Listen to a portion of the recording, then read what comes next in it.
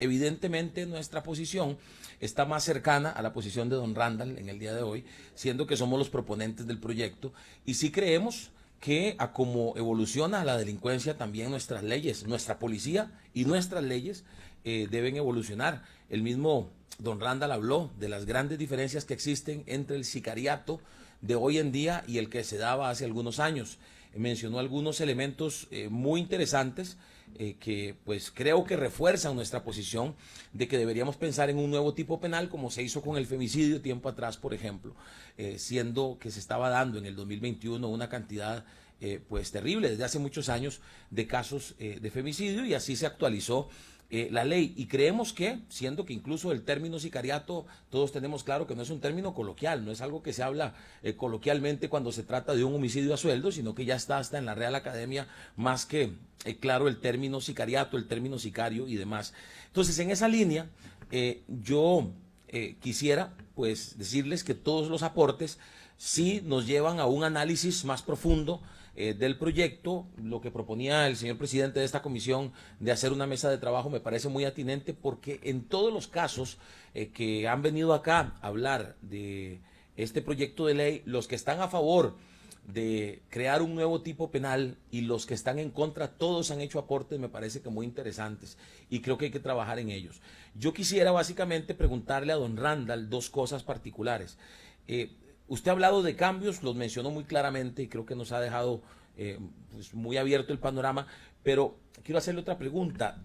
Don Randall, en los últimos casos de sicariato, ¿ustedes han notado diferencia en cuanto a la capacidad? Vamos a ver cómo lo explico.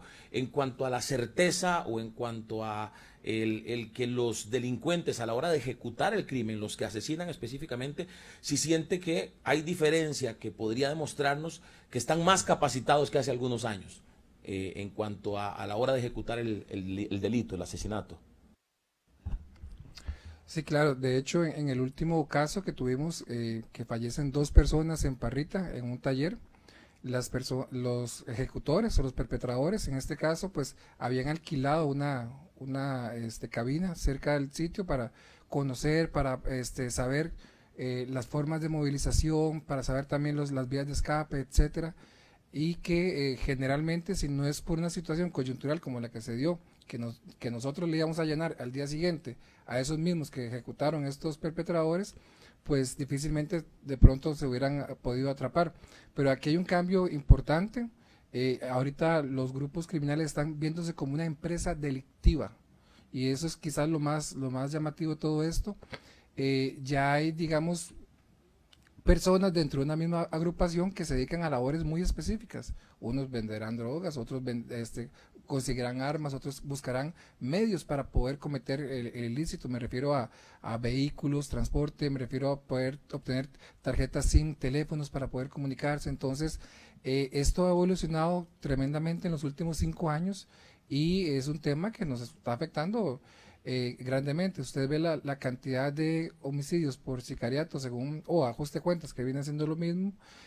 Hace 5 años teníamos un 40%, ahorita llega casi el 70% de los homicidios por este tema de sicariato. Entonces ahí hay una diferencia muy importante, y esa capacidad de ejecución la estamos viendo con armas que antes no se veían en Costa Rica. Veíamos que mataban a alguien con una 9 milímetros tal vez, o con un revólver.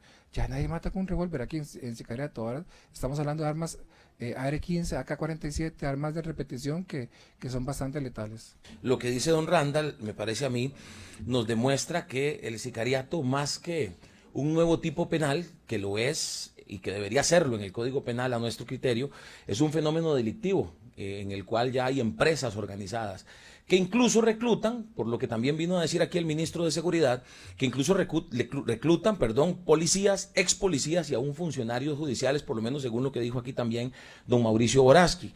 La siguiente pregunta y última en este caso, don Randall, es en cuanto al tema de la pena.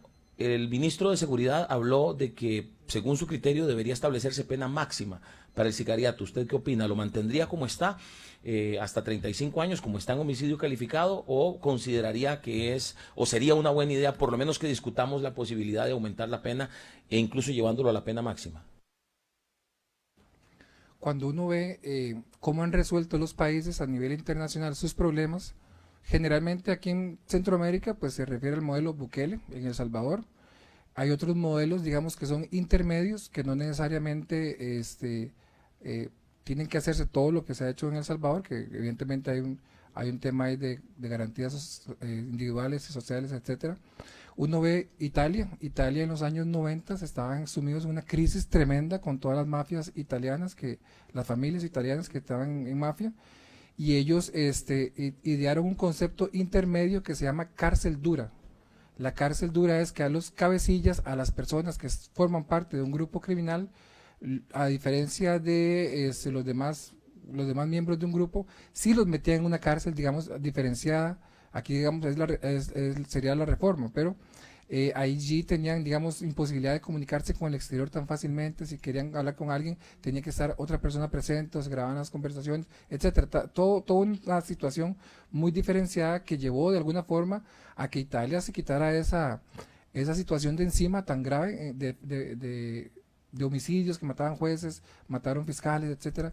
Entonces, yo sí creería que en el caso, digamos, de sicariato, puede pensarse perfectamente en aumentar las penas hasta 50 años.